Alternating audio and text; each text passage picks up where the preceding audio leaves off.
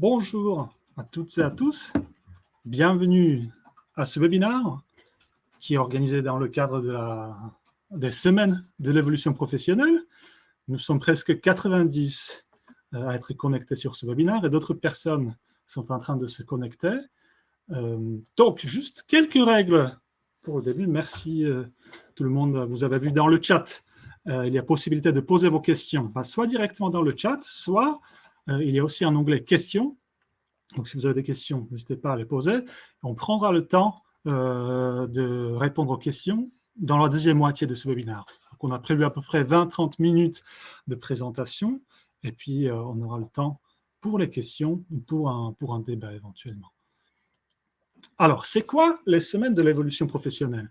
Alors, c'est un événement national qui est organisé par les grands acteurs de l'évolution professionnelle, APEC, qui accompagne en conseil en évolution professionnelle les cadres, le réseau EVA, le groupement Évolution, la BGE Antea. Aujourd'hui, on a avec nous, on a le plaisir d'avoir parmi nous aussi un partenaire Cap Emploi. Donc, c'est quoi? Comme vous avez vu sur le site, c'est un événement 100% digital, gratuit, accessible à tout. On organise plus de 100 webinaires en thématique. On a commencé la semaine dernière. Il reste encore plein de webinaires cette semaine. Donc, si vous voyez encore des choses qui peuvent vous intéresser dans le programme, n'hésitez pas à vous inscrire. Sur le site, semaine-de l'évolution-professionnelle.fr.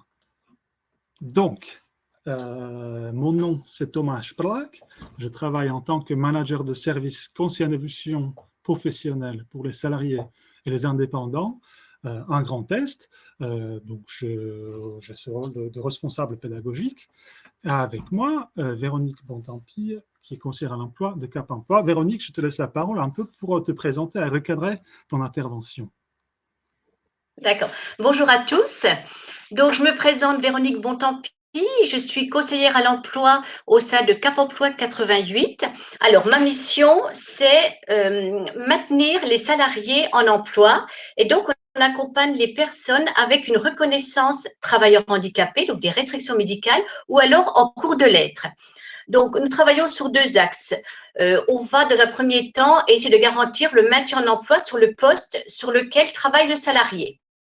Si vraiment il n'y a pas de possibilité compte tenu des restrictions médicales, on va envisager une reconversion professionnelle, donc soit au sein de l'entreprise dans laquelle le salarié travaille, s'il y a des postes qui sont compatibles avec son état de santé, ou alors envisager une reconversion professionnelle vers un autre métier au sein d'une autre entreprise. Voilà.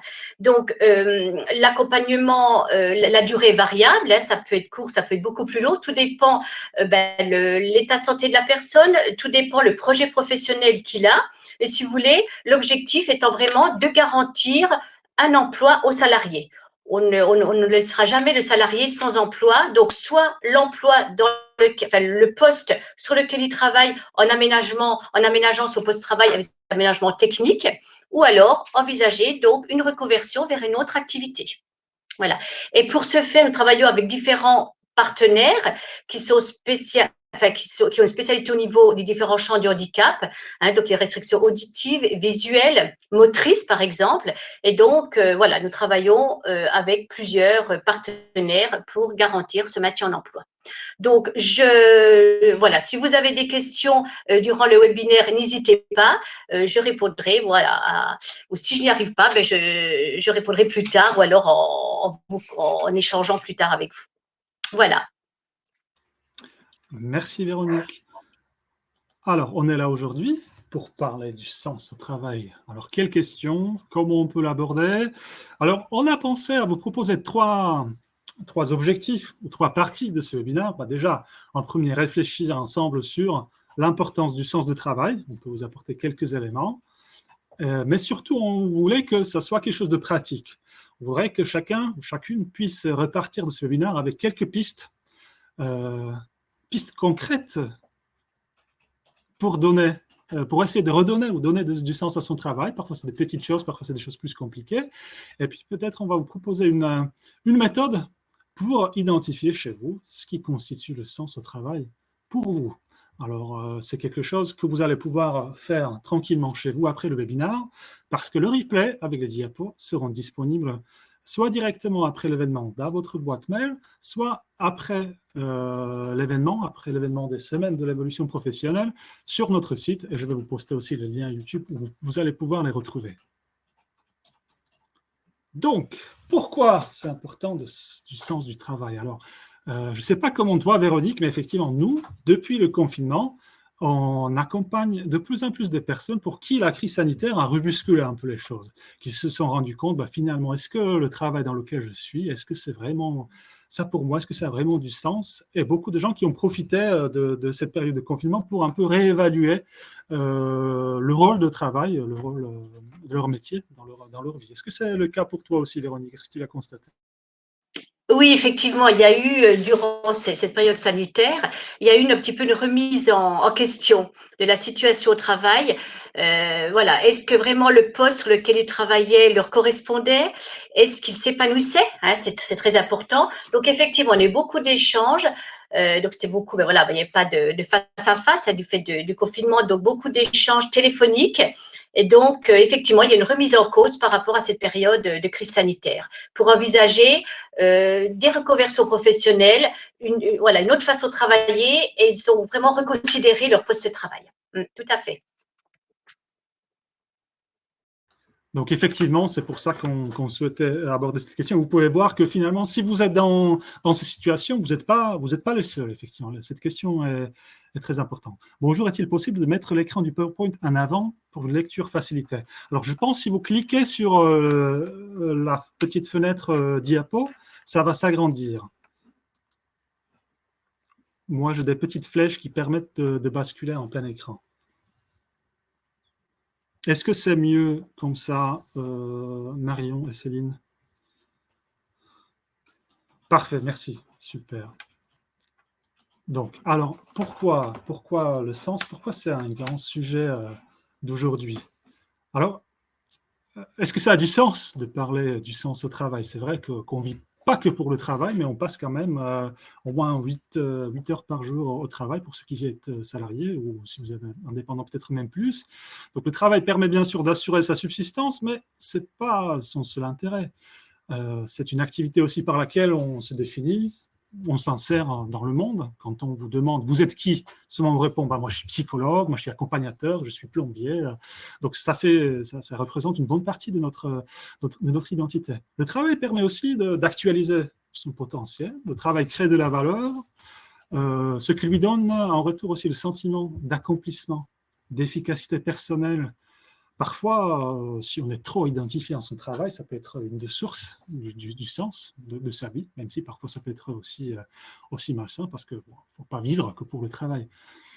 Donc voilà, tout ça pour dire que c'est quelque chose, c'est une notion qui est étroitement liée à des concepts comme épanouissement, utilité, accomplissement, contribution. Et Françoise demande quels sont les noms des intervenants. Alors, mon nom est un peu compliqué, c'est Tomáš Prlák, c'est parce que je suis d'origine slovaque, et avec moi, Véronique Bontempi. Donc voilà, il y a quand même des bénéfices de donner du sens à son travail. Ça permet de se sentir utile, ça permet de développer la confiance en soi, ça favorise aussi la reconnaissance de ses pairs. Donc, finalement, un travail dans lequel je vois du sens, auquel je donne un sens, ça peut créer une sorte de cercle vertueux qui favorise aussi le bien-être et l'épanouissement. Le sens se traduit par de l'énergie, de la motivation, dans le plaisir dans ce que nous faisons. Et quand il n'y a pas de sens dans ce qu'on fait, qu'est-ce qui se passe?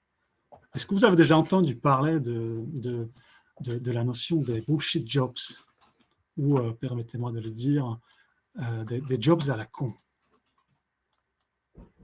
Alors, c'est une notion scientifique. Bon, comme le sens est un besoin commun à tout le monde,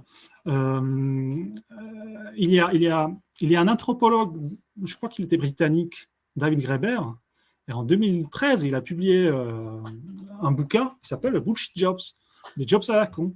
Alors, il dit que finalement, les progrès technologiques, la révolution digitale, on a apporté plein de nouveaux métiers depuis les années 2000, Mais il y a quand même une bonne partie de ces métiers qui semblent inutiles à ceux qui les exercent. Ça, c'est tous ces managers de projets, des personnes qui font du reporting, des tableaux de suivi. Et puis pour beaucoup de salariés, enfin beaucoup d'employés traversent une sorte de crise totale du sens. Alors on le retrouve surtout dans le secteur du management, des ressources humaines, de la finance. Et puis Graeber, il dit que voilà, au lieu de réduire les heures de travail pour que les gens aient plus de temps libre, on a préféré inventer des métiers qui ne servent à rien. Ils existent uniquement pour nous occuper et faire en sorte qu'on ait les mêmes heures de travail que les autres salariés. Alors je pense que c'est un peu exagéré. Il y a aussi beaucoup d'autres chercheurs qui contestent cette notion. Je vais vous poster le nom de l'auteur dans le chat, c'est David Graeber. Mais il y a quand même quelque chose. Je pense qu'on a tous dans nos jobs, que ce soit un job de rêve ou un job alimentaire, on a des activités où on se dit « mais ça ne sert à rien ce que je fais, ça n'apporte rien à personne ». Et puis voilà, ça questionne. Alors, quels sont les risques à cette crise de sens? Alors, on connaît déjà souvent les deux premières notions, mais ce qu'il faut savoir, c'est que la perte du sens peut engendrer des problèmes au niveau de la santé mentale. Donc, on connaît déjà le burn-out, comme on a dit. Donc, ça, c'est un concept qui date des années 70. C'est un état de fatigue, de frustration, qui résulte d'un dévouement à une cause. C'est les gens engagés, dévoués, passionnés qui courent le risque de burn-out. Pourquoi ça peut arriver? C'est parce qu'on s'est trop investi dans quelque chose et finalement, ça n'apporte pas les résultats qu'on avait espérés et du coup, voilà, on se désengage. Alors, deuxième notion que j'ai découvert récemment, s'appelle le bore-out. En anglais, bore, c'est l'ennui. Et finalement, l'ennui peut aussi générer l'épuisement professionnel. Alors, c'est justement le terme de bore-out, c'est l'épuisement professionnel par l'ennui. C'est-à-dire qu'en effet, c'est le manque de travail et l'ennui qui peuvent conduire les employés à un bore-out. Quelqu'un qui n'a plus de défis à relever, ni d'objectifs à atteindre, peut se désintéresser pour son emploi. Et cette pathologie, finalement, engendrée par l'ennui au travail, peut conduire à des troubles mentaux graves. Parfois, ça peut être dépression, voire dans les cas très rares, mais graves, le suicide. En France, on appelle ça syndrome d'épuisement professionnel par la nuit, ce qui est paradoxal, à quel point la nuit peut générer l'épuisement. Parfois, j'accompagne une personne qui était, après son congé maternité, qui est revenue dans son travail, qui s'est retrouvée mise au placard, et tout d'un coup, voilà, elle voit que sa carrière stagne, au boulot, on ne lui confie plus de nouveaux projets. Forcément, si on reste dans cette situation trop longtemps, ça peut générer des frustrations. Alors, je remets les diapos, parce qu'il vaut mieux regarder les diapos que ma face. Alors, le burn-out, ça c'est nouveau, ça j'ai découvert en préparant ce webinaire. Alors, c'est quelque chose qui est issu directement du burn-out. Burn-out donc correspond à l'épuisement professionnel, et le burn-out se traduit littéralement par une baisse de courant. Vous savez, quand on laisse certaines machines à la maison branchées trop longtemps sur le courant et qu'on ne les utilise pas, elles vont être moins performantes. Donc c'est quoi? C'est la douleur ou le malaise ressenti suite à la perte de sens de ses objectifs de travail, l'incompréhension complète de son rôle dans la structure de l'entreprise. Voilà, pareil, ça peut avoir des répercussions graves au niveau de la santé mentale. Donc, peut-être quelques questions à se poser. Est-ce que je suis peut-être dans le risque de burn-out? Est-ce que je suis atteint ou atteinte par cette pathologie potentielle? Alors, les questions à se poser, c'est est-ce que j'ai le sentiment d'être inutile au travail? Est-ce que j'effectue des tâches sans comprendre leur utilité et leur finalité? Est-ce que mon travail a-t-il du sens? Comment je vis cette situation? Est-ce que je vois que ça devient de plus en plus difficile pour moi? Est-ce que je me désinvestis? Est-ce que je suis moins attentif ou attentive? Tout ça, ça peut être des indicateurs de la perte de sens. Alors, je vais vous raconter une histoire. c'est une histoire qui m'a vraiment frappé. J'ai accompagné une personne en bilan de compétences. C'était une personne qui était obligée de se reconvertir, justement, Véronique, à cause il y avait un risque d'inaptitude. Alors, c'était une personne qui travaillait dans un centre de tri, enfin, c'était pas la Poste, mais c'était une de ces compagnies de livraison. Et donc, son boulot, c'était toute la nuit. Cette personne était derrière la machine de tri, à trier les colis. J'ai travaillé à Mâcon, en Saône-et-Loire. Donc, toute la nuit, la personne triait les colis sur 2 chaînes. Département Saône-et-Loire, en dehors du département Saône-et-Loire. Elle travaillait donc de minuit jusqu'au matin. Donc, un boulot très pénible, très dur, très monotone. Et puis, j'étais étonné parce que la personne était super gênée, super triste du fait de devoir changer de métier. Je me demande comment vous avez pu tenir pendant toutes ces années dans ce métier et puis comment vous avez fait? Et elle me dit, moi, mon boulot, j'adorais. J'ai adoré, parce que toute la nuit, j'imaginais comment le matin, les personnes vont recevoir leur colis dans leur boîte aux lettres et comment je leur faisais plaisir indirectement. Et je voyais beaucoup de sens à mon travail. Donc, ça m'a frappé. Mais pour moi, ça illustre aussi que le sens à son travail, ce n'est pas quelque chose forcément qui nous est donné, c'est quelque chose qu'on peut aussi donner à ce qu'on fait. Mais pour cela, il faut y réfléchir, il faut le formaliser. Et puis, je raconte ça pas pour culpabiliser ceux qui sont sur des postes où il ne va pas de sens. Mais parfois, il y a des moyens de donner ou de retrouver un sens à ce qu'on fait. Même si, à premier abord, ça peut paraître complètement inutile ou banal. Alors, il y a une recherche qui a été faite il n'y a pas si longtemps que ça par AGRH. Je vais vous poster le lien. C'était une enquête sur la quête du sens au travail. Ils ont identifié les facteurs qui contribuent au sens au travail et les facteurs qui sont destructeurs de sens au travail. Donc, je pense que ça ne va pas nous surprendre. Les top 3 des facteurs porteurs de sens au travail, c'est le sentiment d'être utile, la qualité du collectif et des relations, et puis l'impact que notre travail peut avoir sur la société. Finalement, on cherche souvent quelque chose qui nous dépasse. La notion de contribution est souvent très importante. Les facteurs qui détruisent le sens au travail, c'est l'individualisme, l'absence de collectif, le chacun pour soi, le manque d'autonomie et de confiance. Moi, j'aimerais bien faire des choses dans mon boulot, j'aimerais bien des nouveaux projets, mais je n'ai pas d'autonomie, on ne me fait pas confiance, je ne peux pas, même si je voudrais. Et puis le manque d'utilité perçue, je ne vois pas à quoi ça sert ce que je fais, je ne sais pas ce que j'apporte par mon travail aux autres. Alors, on a promis quelques pistes. Alors, c'est des pistes de réflexion. Il y en a 6. Il y a certaines qui sont plus compliquées que d'autres. Et ce n'est pas toutes ces pistes-là qui vont s'appliquer à tout le monde. Donc, à vous de voir qu'est-ce qui vous parle, qu'est-ce qui peut être applicable à votre cas, ou qu'est-ce qui est complètement à côté de la plaque. Ça, c'est possible, bien sûr, aussi. Alors, la première piste, dans son poste, prendre un peu de recul et réfléchir sur une sorte de rôle global que j'ai dans ce que je fais. Identifier l'importance de mes tâches, même si c'est des petites tâches, dans l'organisation globale, parce que ça parfois peut donner du sens, même aux tâches qui sont chiantes, répétitives, et ça permet peut-être de retrouver des éléments d'utilité de ce que j'apporte. Ça, c'était typiquement l'exemple de monsieur dont j'ai parlé tout à l'heure. Bien sûr, on va partager les diapos à la fin du webinaire, Madame Gazela. Puis, deuxième piste, on a vu que le facteur qui contribue au sens, c'est le collectif, c'est le lien qu'on peut nouer.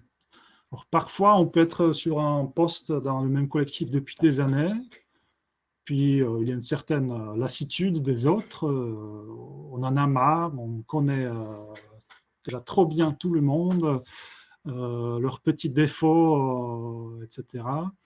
Mais ce qui peut être intéressant parfois pour approfondir, c'est d'entamer ces réflexions avec les collègues.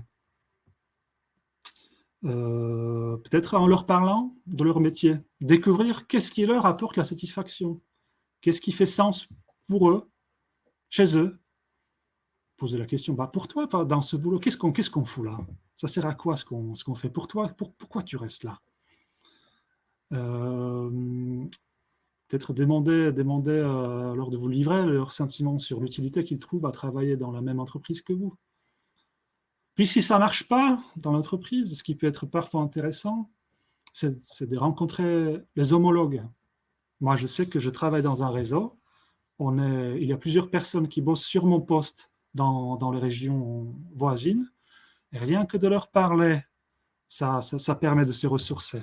Ça permet de se recentrer et de se dire, finalement, même si au quotidien, j'ai parfois l'impression de galérer, de tourner en rond, voilà, je ne suis pas tout seul et finalement, ça a du sens. Alors Thierry qui pose une très bonne question.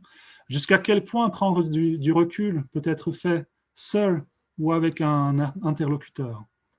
Ça, c'est une très très bonne question. Et puis on y reviendra vers la fin parce que effectivement, on est des êtres, je ne sais pas comment on dit en français, des êtres sociaux. On a besoin de cet effet de miroir. On se construit aussi à travers ce qu'on dit et ce qu'on raconte à l'autre. Donc effectivement, tout seul, parfois c'est compliqué. Mais il peut être intéressant de mobiliser, on en parlera vers la fin, un conseiller en évolution professionnelle pour faire le point justement sur ça. Alors, troisième piste. Réfléchir sur de nouvelles façons de s'engager. Alors, on n'est pas là à dire que voilà, il faut tout faire pour la boîte, il faut s'investir, etc. Non, c'est pas du tout ça. Mais c'est vrai que parfois, ça a du sens de le faire pour soi. C'est vrai parfois, la réflexion sur voilà, est-ce qu'il y a d'autres projets? Est-ce que je peux faire quelque chose en termes de management de mes équipes ou dans l'accompagnement de mes collègues ou dans les activités connexes de l'entreprise? Est-ce qu'il n'y a pas quelque chose où je peux aller voir, qui peut me redonner une sorte de petite étincelle? Mais bien sûr, c'est pas toujours possible. Mais on le sait que la psychologie de travail nous enseigne que l'engagement est un facteur important de la satisfaction, du sens, parce qu'on s'engage par l'action. On s'engage par ce qu'on fait. Et c'est pour ça que quand on a l'impression de ne faire pas beaucoup, ne faire pas assez, ne contribuer pas assez, ça mène au désengagement, aux pertes du sens. Donc voilà, effectivement, ça peut être parfois possible de voir qu'est-ce que je peux faire de nouveau ou d'autre sur mon poste. Alors, il y a Romain qui nous fait un commentaire intéressant. Le rôle du manager également, dans le cadre des entretiens annuels ou professionnels, doit permettre également à chacun de prendre de la distance sur son quotidien professionnel, réfléchir à d'autres horizons, d'autres potentialités. C'est excellent.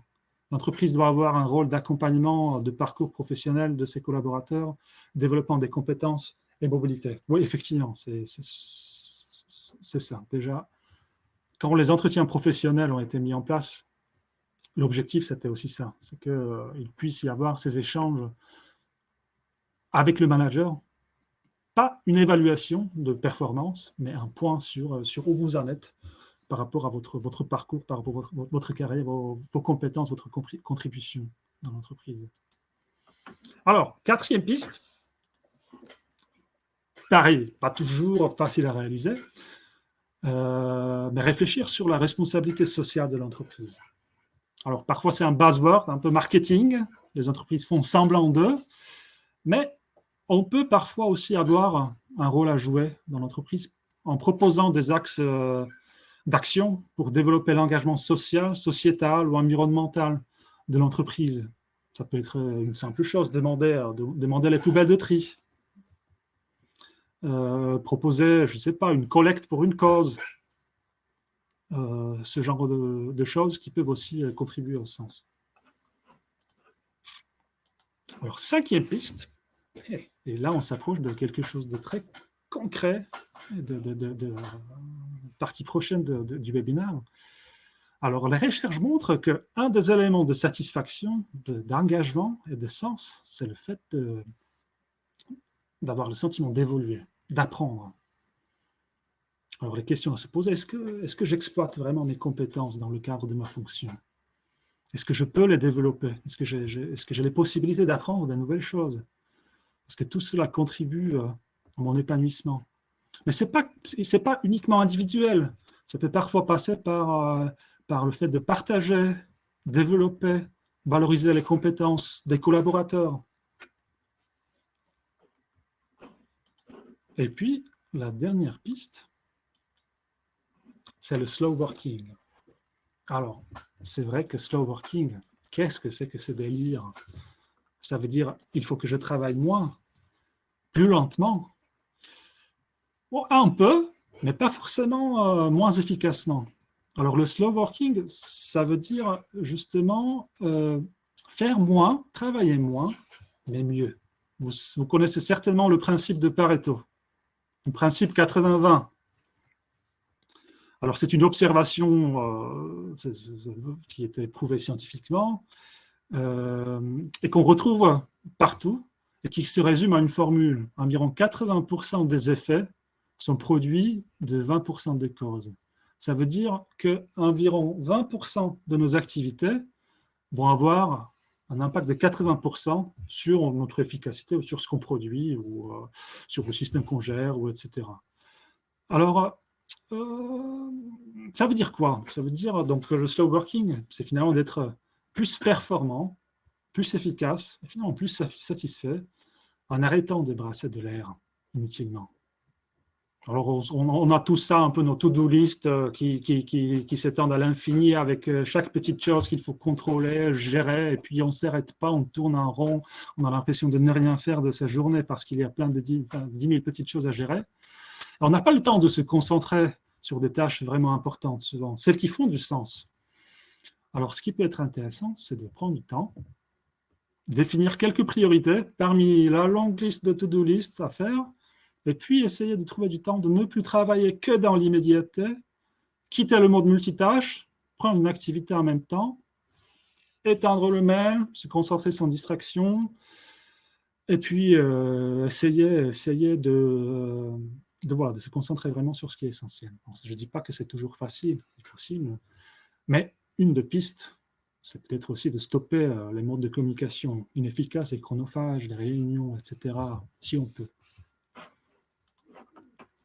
Alors, est-ce que sur ces 6 pistes, donc je les répète, on a eu prendre du recul sur sa propre contribution, créer des nouveaux liens au travail, renouer, réfléchir sur de nouvelles façons de s'engager, contribuer à la responsabilité sociale de l'entreprise, évoluer professionnellement, personnellement, et le slow working. Est-ce qu'il y a quelque chose qui vous parle? Est-ce que Véronique, toi, tu peux partager avec nous? Est-ce qu'il y a quelque chose là-dedans qui t'a parlé? C'est une question piège, on n'a pas préparé. Non, là, je t'écoute, mais non, je peux rien rajouter, non, par rapport à ce que tu as évoqué au niveau des 6 pistes que tu as présentées. Alors, je vais vous dire une histoire. Là, c'est une question piège. C'est vrai que quand j'ai intégré mon poste, j'avais un peu du mal à m'identifier avec l'entreprise. Parce que voilà, j'avais du mal à m'identifier avec les valeurs de l'entreprise. Mais, parce qu'on est parti d'une grosse structure plus grande que notre service. Et finalement, ce qui m'a aidé un peu, c'était de découvrir un peu les collègues, de participer aux activités sociales de l'entreprise. On a fait une journée sportive, etc. Et c'est ça qui m'a permis un peu de voir bon, peut-être que je ne suis pas tout à fait d'accord avec tout ce qu'on fait, mais je vois que dans notre boîte, il y a quand même des gens bien, même très bien. Et ça, voilà, ça m'a aidé. Alors, il y a Mélodie qui nous dit « J'ai du mal à différencier les pistes 3, nouvelle façon de s'engager, et 4, RSE. » Bon, effectivement, vous avez raison, ça peut être la même chose, sauf 4, responsabilité sociale de l'entreprise.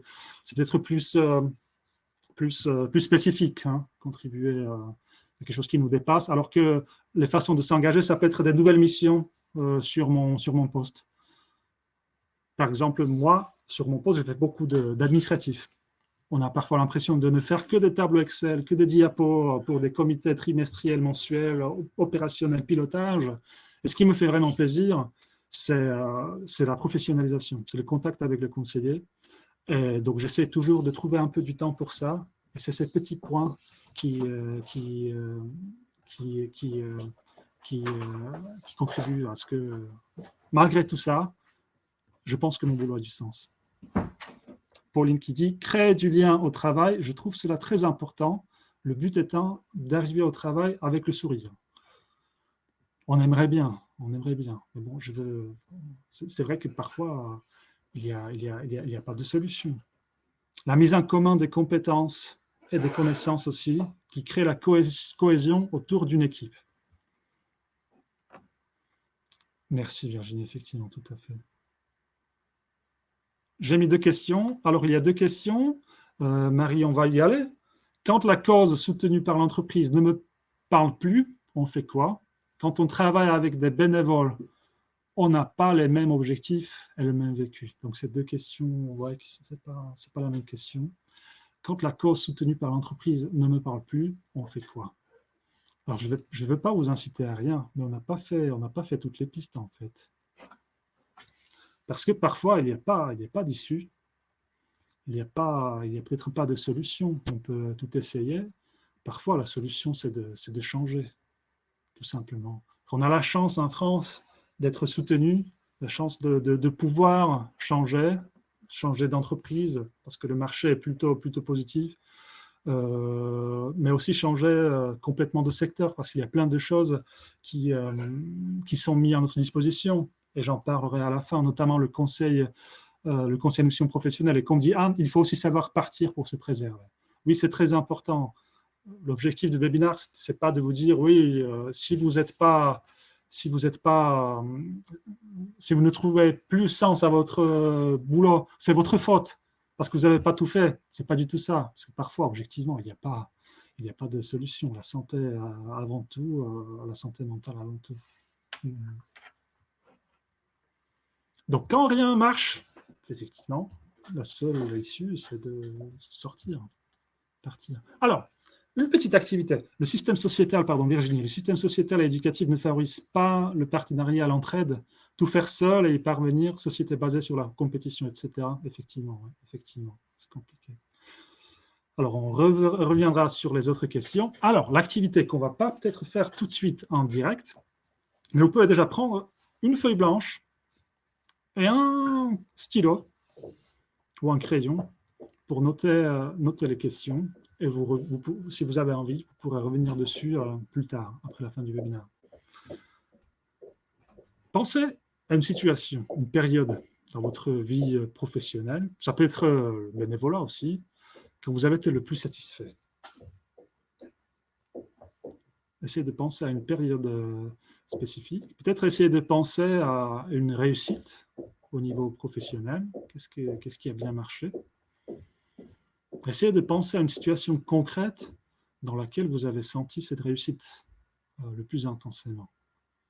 Alors, essayez de vous rappeler, au moment où vous allez faire l'activité, le moment précis, le poste, l'entreprise, comment vous vous êtes senti, les personnes qui étaient là avec vous, que faisiez-vous, quelles étaient vos pensées.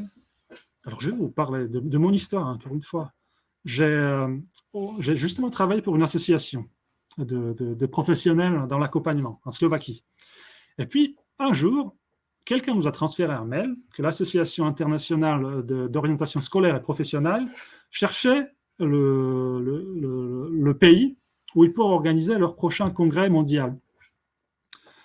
Et puis on s'est dit, Slovaquie, c'est un petit pays, on a une poignée de bénévoles, on a une dizaine de personnes. Est-ce qu'on pourrait le faire quand même? Parce que je sais que ça mobiliserait bien l'équipe au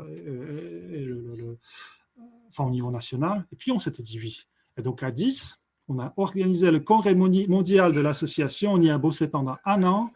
On ne dormait pas pendant des semaines. Mais on a réussi en 2009, le congrès s'est tenu à Bratislava, qui est la capitale de la Slovaquie. Et d'ailleurs, je vous invite parce que voilà, on ne connaît pas très bien la Slovaquie, mais finalement, il y a des belles choses à voir aussi. Et puis, si vous n'aimez pas Bratislava, il y a Vienne, Budapest et Prague qui ne sont pas loin. Voilà, donc pour moi, je pense que c'était la plus grande réussite que j'ai eue. C'était ce moment où on a réussi à organiser le congrès mondial pour 500 personnes, les top chercheurs et professionnels de l'accompagnement à Bratislava. Alors, Pour avancer, alors, essayez de réfléchir encore, concrétiser quel était l'endroit où cela a-t-il eu lieu. Donc ça, c'était dans mon association. Quelle était l'ambiance, la culture, les collègues, les patrons responsables. Parce qu'on était tous engagés, on bossait tous gratuitement pour réussir. Qu'avez-vous le plus apprécié dans tout cela? Ce que j'ai le plus apprécié, c'était le travail avec les gens engagés, à qui je faisais confiance. Quelle était votre contribution? Quelles sont les compétences, les capacités, les qualités que vous avez mobilisées? Bon, je dirais peut-être le sens de coordination, la capacité à fédérer les gens autour d'un projet et essayer de lister comme ça les compétences. Et puis sur une échelle de 0 à 10, où 0 signifie très mauvaise et 10 signifie idéal, où vous placeriez-vous cette situation? Alors pour moi, ce congrès, je le mettrais au 10, parce que je ne pense pas que je pourrais avoir une meilleure expérience que ça dans ma carrière. Mais on ne sait jamais.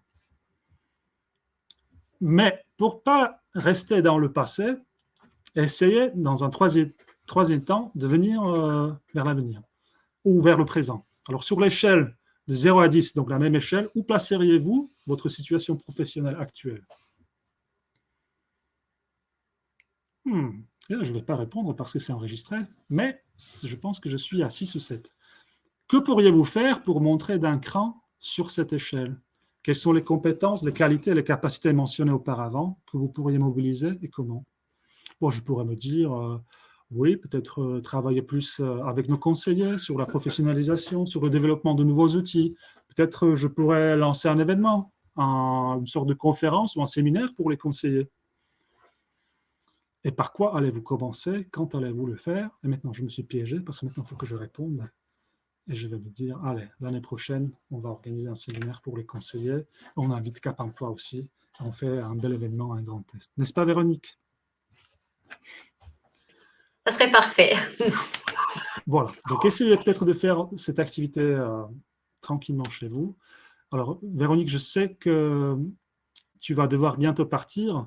Donc, juste pour conclure et on passe aux questions, vous avez compris. Y aller tout seul, ce n'est pas toujours évident parce que c'est des questions qui nous touchent et on a parfois du mal à répondre.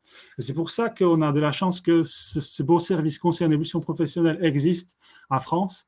Et c'est un service d'accompagnement pour tout, quelle que soit votre situation, que vous soyez salarié ou demandeur d'emploi, étudiant en activité ou jeune, vous pouvez mobiliser ce service gratuitement. C'est un service confidentiel qui est indépendant de votre employeur, neutre.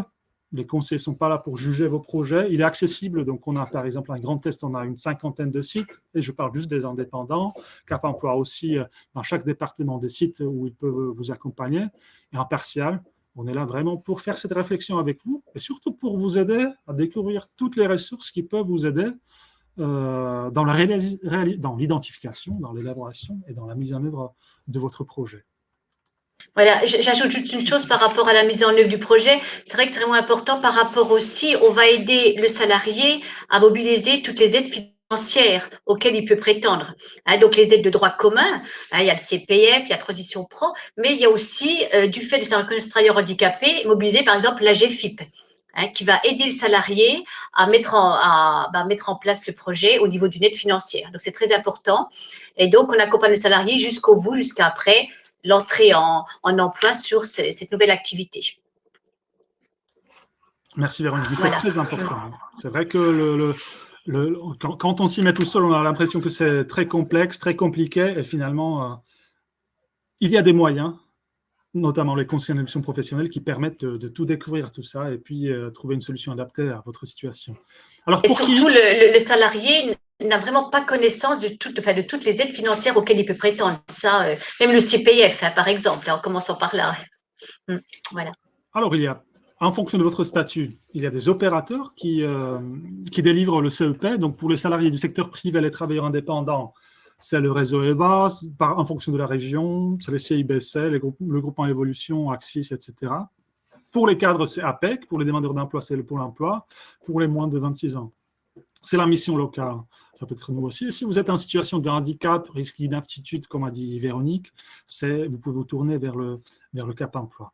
Alors, comment faire concrètement ou quand est-ce qu'on peut se tourner vers le CEP? Ce n'est pas seulement pour un projet de reconversion, mais c'est aussi si on veut se développer sur le poste actuel, justement se former pour accéder à de nouvelles missions au sein de la même entreprise, on peut carrément faire une transition professionnelle, se former pendant 1 an, garder son salaire et changer complètement de domaine. Ça peut être une création d'entreprise, ça peut être faire valoriser ses compétences, ses expériences par le biais d'une VAE, ça peut être préparer une mobilité interne, préparer son entretien professionnel ou préparer sa mobilité externe, changer d'entreprise, mettre à jour son CV, développer sa démarche de recherche d'emploi. Toutes ces problématiques peuvent être abordées dans le cadre du CEP. Alors, comment c'est structuré? Vous prenez le téléphone, vous prenez rendez-vous. C'est un numéro gratuit, je vais le montrer à la fin. Et le conseiller pourra vous recevoir sous une dizaine de jours pour faire le point sur votre situation. Qu'est-ce que vous aimez faire? Qu'est-ce que vous aimez plus faire? Qu'est-ce que vous souhaiterez faire? Quel est l'écart entre la situation actuelle et votre projet, votre situation idéale? Et quels sont les moyens à mettre en place pour y arriver, pour arriver du point A aujourd'hui au point B à l'avenir? Il peut déjà vous donner un premier niveau d'information en fonction de votre situation. Là, par exemple, ce serait plus facile de mobiliser votre compte personnel de formation. Ou bien là, on passe plutôt par le dispositif projet de transition professionnelle. Ou bien là, il n'y a pas de solution, il semblerait, et il vaut mieux réfléchir sur la mobilisation du dispositif démissionnaire. On peut aujourd'hui démissionner pour un projet de formation ou de création d'entreprise en touchant ces allocations chômage tout de suite. Et puis, si vous souhaitez continuer dans cette réflexion, il peut vous proposer un accompagnement personnalisé où il va vous accompagner vraiment jusqu'au moment où vous déposez la demande de financement, et même après la formation pour mettre à votre CV, vraiment jusqu'au bout de votre projet. Alors, où trouver les contacts? Alors, il y a un site national qui est très bien fait. Vous rentrez votre code postal en fonction de votre situation. Il va vous orienter vers le centre ou vers le lieu d'accueil le plus proche de chez vous, avec un numéro de téléphone que vous pouvez appeler pour prendre rendez-vous. Alors, pour ma part, c'est tout. Est-ce que Véronique, toi, tu souhaitais ajouter quelque chose? Non, alors juste par rapport à ma mission au niveau des personnes reconnues handicapées. Donc, lorsque le handicap, pour une personne salariée, lorsque le handicap rend difficile la recherche d'emploi, la personne peut directement s'adresser au Cap Emploi. Hein, donc, c'est vrai que nous, on intervient par rapport à signalement. Ça peut être l'employeur, ça peut être le médecin du travail, et bien sûr, dans le cas de personne évolution professionnelle, pour une reconversion professionnelle, ça peut être le salarié qui peut directement nous interpeller pour l'accompagner sur une reconversion professionnelle. Voilà. Merci Véronique. Alors, j'ai posté le lien vers les diapos dans le chat, où vous pouvez cliquer, télécharger et faire l'exercice. Et puis, dans les 15 minutes qui nous restent, on va essayer de répondre aux questions. Et Véronique, n'hésite pas à te déconnecter quand tu devras nous quitter. Alors, qu'est-ce que le financement projet de transition professionnelle? Alors, c'est un dispositif qui permet de faire une formation qui peut durer soit 1 an à temps complet, soit 1200 heures en temps partiel. Et en fait, ce dispositif permet de financer les frais pédagogiques, votre salaire, parce que vous maintenez votre contrat de travail pendant la formation, et même les frais de déplacement. Donc, pour le mobiliser, il faut créer un dossier sur le site de Transition Pro, et c'est un conseiller en évolution professionnelle qui peut vous accompagner pour augmenter votre chance d'obtenir le financement. Je regarde aussi d'autres questions. Est-il vrai qu'il existe une prise en charge financière de formation quand senior? Pour le classique CPF, comme tous, merci pour vos conseils. Alors pour les seniors, je ne suis pas expert, mais il n'y a pas de limite d'âge pour mobiliser, par exemple, le projet de transition professionnelle. Mais c'est vrai qu'il faut être encore salarié.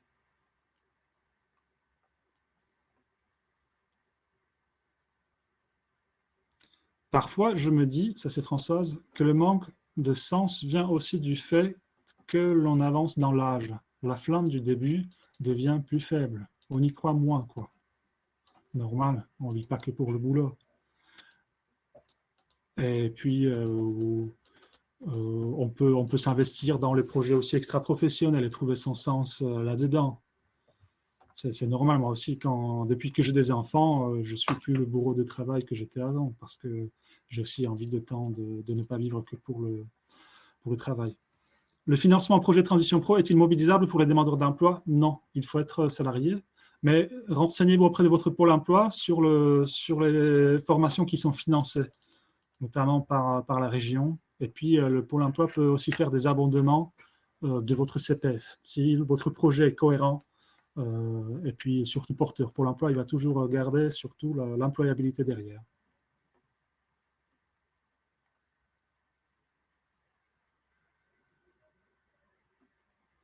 Est-ce qu'on peut changer facilement après 50 ans? Est-ce que tu as des expériences avec ça, Véronique, avec des personnes de plus de 50 ans qui sont reconverties? Oui, tout à fait. Les personnes, enfin, nous avons des salariés qui ont plus de 50 ans et qui doivent se reconvertir par rapport à des raisons médicales. On en a. Et alors, tous les domaines, je réfléchis, je n'ai pas d'exemple en tête. Qu'est-ce que j'ai eu? Plus de 50 ans. Je n'ai pas d'exemple, mais on a des personnes après 50 ans qui peuvent tout à fait envisager une reconversion. Alors, c'est sûr, on tient compte aussi, bien sûr, de l'état de santé, des restrictions médicales, mais je cherche un exemple, plus de 50 ans. On a une personne qui était en production avec des restrictions médicales, qui a envisagé une reconversion au niveau de la garde d'enfants. Donc là, elle a repassé une formation et donc après, elle a trouvé un emploi dans une crèche. Elle avait plus de 50 ans. Hein. Mais c'est vrai qu'après, c'est vraiment du cas par cas. Hein. On accompagne la personne par rapport à ses compétences, par rapport à ses restrictions, mais plus de 50 ans, c'est tout à fait possible. C'est tout à fait possible. Et Véronique, si tu peux rester avec nous encore 2 minutes, une question. Suite à une reconnaissance OETH, dois-je en parler lors d'une recherche d'emploi, reconversion? Est-ce que Cap Emploi peut aider? Alors, tout à fait. Alors, c'est vrai qu'au niveau de la reconnaissance, juridiquement, vous n'êtes pas obligé de prévenir votre employeur, juridiquement, hein, je dis. Par contre, c'est vrai que nous, conseillers Cap Emploi, on encourage les personnes à évoquer les restrictions médicales. Mais attention, il y a une certaine façon de le faire. Vous n'allez pas arriver chez l'employeur en disant, voilà, je suis travailleur handicapé, on est bien d'accord. Hein. Il faut vraiment plus parler de restrictions médicales par rapport à un poste. Voilà. Mais voilà, juridiquement, vous n'êtes pas obligé, mais il faut en parler parce que, admettons, par exemple, donc j'ai des collègues qui font le recrutement des personnes au niveau des personnes reconnues handicapées. Admettons, je ne sais pas, vous êtes recruté sur un poste, à un moment donné, l'employeur, au bout d'un an, va vous dire, bah, tiens, est-ce que tu pourras aller sur tel autre poste? Et donc, justement, vous avez des restrictions au niveau motrice et vous arrivez à la fin du travail. Votre employeur, après, vous dira, mais pourquoi tu m'en as pas parlé? Donc, c'est vrai qu'on encourage les gens à en parler, voilà, en parlant de restrictions médicales. Mais vraiment, voilà, faut pas arriver avec sur le front écrit je suis travailleur handicapé. Mais voilà, donc on encourage, oui, moi je pense qu'il faut en parler, il faut en parler. Mais surtout ne pas le mettre sur les CV. Ça, c'est une chose.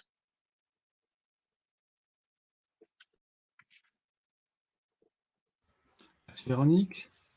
32 ans dans la même boîte, mon nouveau patron est antisocial, ouverture du magasin toute la journée du dimanche. Effectivement, ça pose la question du sens comme j'ai dit, c'est pas facile. Et puis Sandrine qui témoigne, reconversion après 50 ans, c'est possible, mais j'ai l'impression qu'il faut aller vers l'entrepreneuriat plus que vers l'activité salariée. Ça dépend. Effectivement, il y a des facteurs objectifs. L'âge, on ne va pas se mentir, c'est pas toujours facilitant, sauf si on se met dans l'entrepreneuriat, dans la consultance, etc. Mais effectivement, il n'y a pas que ça. Souvent, ce qui joue plus, c'est déjà la nature du projet. Est-ce qu'il est porteur? Et puis aussi les facteurs personnels, hein, l'énergie qu'on y met, la motivation, nos compétences. Tout ça, ça peut compenser les facteurs objectifs tels que l'âge, le handicap, etc. Et puis, il y a beaucoup de choses qui existent qu'on peut mobiliser, notamment en parlant avec le CEP.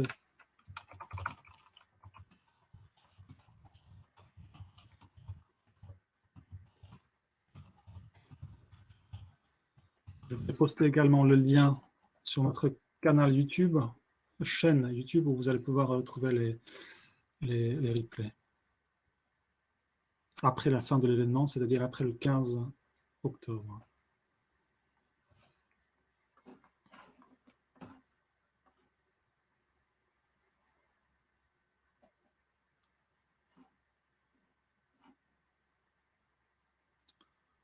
Connaissez-vous les aides de Pôle emploi pour faciliter la formation des seniors?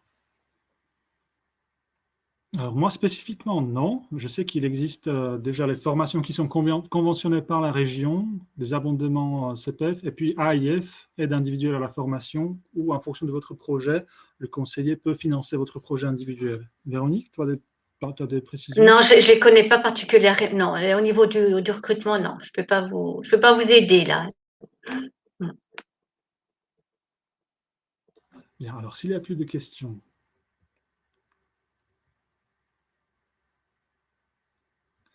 comme pour la motivation, les leviers du sens au travail ne sont pas les mêmes pour tous. Tout à fait. Merci beaucoup de votre présence. Merci Véronique pour la co-animation très agréable. Et puis au plaisir de vous retrouver soit en conseil en évolution professionnelle, soit lors des prochains événements de la semaine de l'évolution professionnelle. Belle soirée à tout le monde. Au revoir. Au revoir.